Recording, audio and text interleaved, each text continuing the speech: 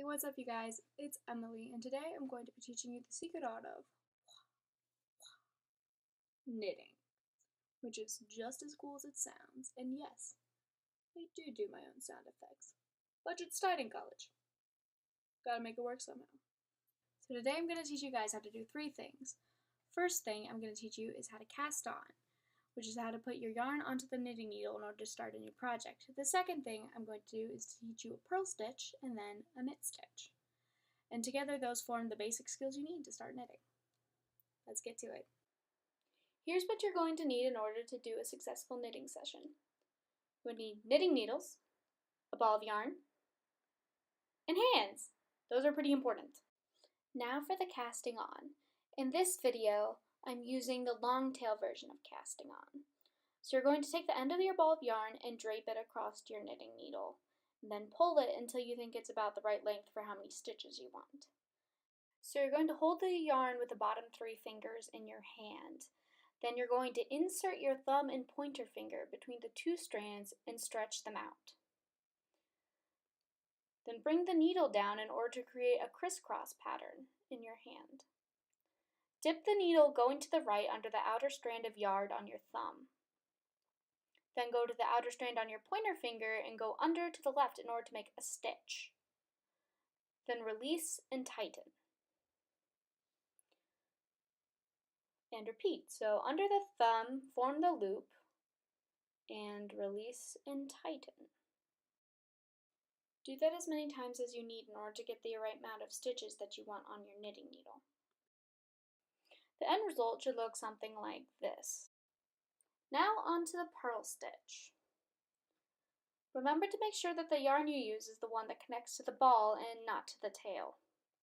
Insert the needle to the left and in front of the other needle. Wrap the yarn in a counterclockwise pattern, making sure to only get the needle that is in front. Pull the needle out with the yarn still wrapped around it. Then tug to the right until the new stitch is on the needle in your right hand. Then repeat.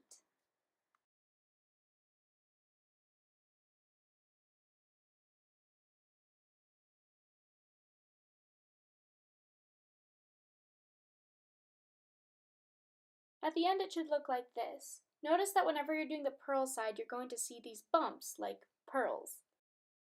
And lastly, the knit stitch. The knit stitch is essentially the reverse of the purl stitch. What you're going to do is insert the needle to the right and behind the other needle.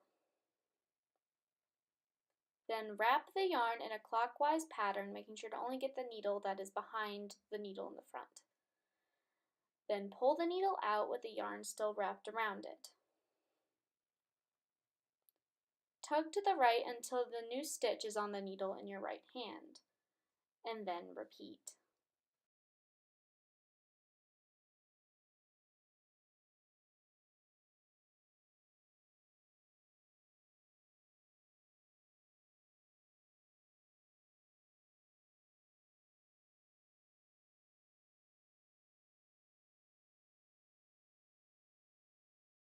The end result should look like this, neat little rows.